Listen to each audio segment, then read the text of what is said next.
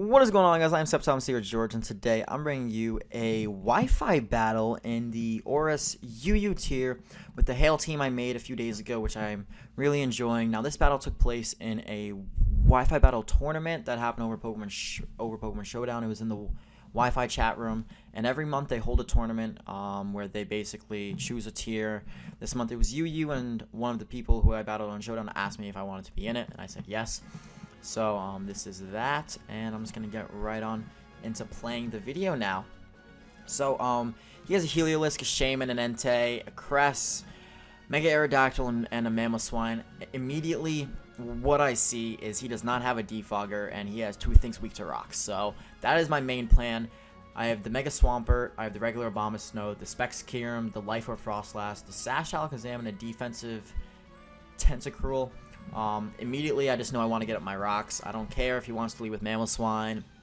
If the Heliolisk is the lead, I have a safe switch in the form of Abomasnow, because you're not going for a Focus Blast against my Mega Swampert. He decides to lead off with his Mamoswine as I go with my Swampert. Now, he actually told me after this turn that he expected me to be a defensive Swampert because I had Abomasnow, so he expected Mega Abomasnow.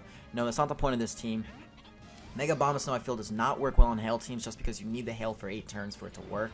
You can't have Hail for only 5 turns on a Hail team. I don't think that works too well.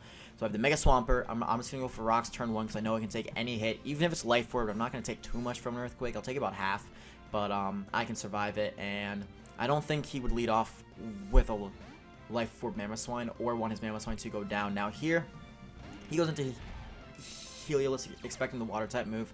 I'm going to expect the Grass Knot just go right into my Abomasnow because Abomasnow can easily take on a Heliolisk unless it goes for the Focus Blast, and I'll be able to tell if I can wall this thing or not depending on if I see a Life Orb or not. I don't see a Life Orb, which means that he's most likely choiced in some way, either Scarfed or Specs. Really doesn't matter in the end because it outspeeds the majority of my team anyway except for the Frostlass. He's going to make a switch into Cresselia right here. I'm going to predict this. Not going to go for Blizzard or Giga Drain. I'm going to go for a Leech Seed because if the Cresselia comes out, one, I get up to max health off of the Leech Seed, which is the point of this Abomasnow. This Abomasnow is a custom set I made. Enough speed to outspeed, I think, Florges's, and max HP with Modest and like 80 investment in special attack. The whole point of this set is to get off big damage, but also survivability. That's a huge thing, is survivability on this thing. So I have a Leech Seed. I go for Leech Seed a lot with this mon because I like to recover up. I like to be at max health as much as possible, especially if they somehow get up hazards. Now here, I'm afraid if this thing's a Calm Mind set or something, I'm going to have a problem with it. The good thing is that I have up the Hail and I have up the Leech Seed on this thing, so that I have the best like scenario right now to take on a Calm Mind Cress. Especially because Moonlight, when it's in the weather, that's not the sun, only heals 25%, so he's not even able to heal up enough health. And I am Life Orb. I'm not modest, but I am timid, and a Life Orb Shadow Ball is going to do about 40% to a +1 Cresselia. Although here I decide, you know what, I really hate Cresselia. I really do not like this thing. And I'm afraid that my Shadow Ball is not going to be able to do too much, and he might be able to get up a second Calm Mind. So what I decide to do right here is I go for a T-Wave, and I'm like, you know what, if I can hack the Cresselia, I'm going to hack the Cresselia. I don't care. It's a Cresselia. I don't like Cresselia in any way, shape, or form. The Leftovers is kind of nullified by the Hail, and then the Leech Seed. So he's taking 12% every turn. He's only able to heal back. That means 12.5% from his Moonlight every turn, which means that this Shadow Ball at +1, you guys can see, does about maybe 40%. That's a lot of damage to a Crest. So I'm thinking this is more of a physically defensive set, which makes sense because it's Calm Mind, obviously. He's going to try to set up a second Calm Mind. Definitely not expecting my Shadow Ball to be doing that much damage. Usually the Frostlasses aren't invested in special attack, and if they are, they most definitely are not usually Life Orbed. So right here is kind of, it's not a pivotal point because I get the Leech Seed back and everything, but he is actually going to get paralyzed on this turn. Now I know I'm a little bit ahead of the video, but I'm not used to Wi-Fi battles. I'm not used to the speed at which they go. But anyways, I'm gonna go for Shadow Ball, bring him down to just a tiny bit amount, and if he had gone from Moonlight right here, it really wouldn't have mattered because he would have gotten only 25% back, then gotten hit by Leech Seed and Hail, which would have put him in the KO range. I guess if he's trying to stall out the Hail turns at this point. That's what that could have been for, but anyways, he decides to switch into Aerodactyl right here. I know I can't outspeed, I know I can't stay in, and I have a good switch in, a very safe switch in the form of my Mega Swampert, so I'm just going to switch right out into that. I already have up the rocks, I don't have to be going for rocks anymore, so what I'm actually going to do on this turn is he goes for the Stone Edge right here.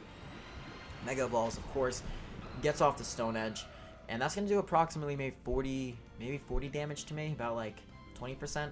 Not enough to cause me really any problems at all. And I don't think it even gets any move that could really cause me a problem. Now we're both going to get hit by Hail, so he's at like 69% right now. And I don't want to go for a Waterfall in case he goes out into the Heliolisk, so I'm going to go for the Ice Punch, which I think would kill anyway. Or if not kill, it would bring it down to a range where it can't come in on the rocks anymore. Predicting the switch into the Heliolisk, I'm just going to go for Safe Ice Punch. And it's what he does. He decides to make the play, trying to get his health back up, and it's going to actually bring him down to the point where he can't actually switch out anymore, because the rock will take him out. So right here, I predict him to want to go for a Hyper Voice or a Focus Blast instead of the Grass Knot in order to take out Abomasnow. So I switch into a Pokemon that is immune to both of those, and he actually decides to go for the Volt Switch. He went for the Initiative instead of trying to use the last of his Heliolisk health, since he dies on the rocks. I decide here that I'm going to switch out, not wanting to take a Stone Edge or a Crunch or an Aerial Ace or anything like that. He decides to go for the Aerial Ace right here, and what actually ends up happening is he's gonna score a critical hit, which means I'm not able to survive the next one, which means that my Mega Swampert's gonna go down to two Aerial Aces, which isn't the worst thing. We've already taken down a good portion of his team, weakened a good portion of his team. We have up our rocks, so Mega Swampert already did its job. Now, I go into Zam right here. I'm Sash, and I know that if I wanted to use my Sash for any Pokemon on his team, it would definitely be the Mega Aerodactyl, since it outspeeds everything on my team. And I'm just going to go for a safe side shock and just take him right out. So Mega Aerodactyl goes down. He's going to go out right here into his Mamoswine. He's going to have to go for Ice Shard right here if he wants any hope of taking out my Alakazam. So I'm just going to make the safe switch into a Abomasnow. Once again, I have a lot of HP investment on this Abomasnow. I believe I have max HP. So I am very safe switch usually into Mamoswines, unless they carry the superpower, which is, it is a thing, but it's not a common thing. Usually the coverage of the Ice Shard, then Icicle Crash or Icicle Spear, and then Earthquake, and then Knockoff is the most common set. So he's going to go for Icicle Crash right here. Now, in my opinion, this did not matter. He did miss, but I could have survived it. 100% I could have survived it. The only thing that could have happened is he got the flinch. But still, in the end, it really didn't matter that much. I get off the Giga Drain. I heal up all of my health, and Abomasnow is looking nice and pretty at max health right now. Now, right here, I decide Alakazam's not really doing too much for me anymore. It's on only 1 health.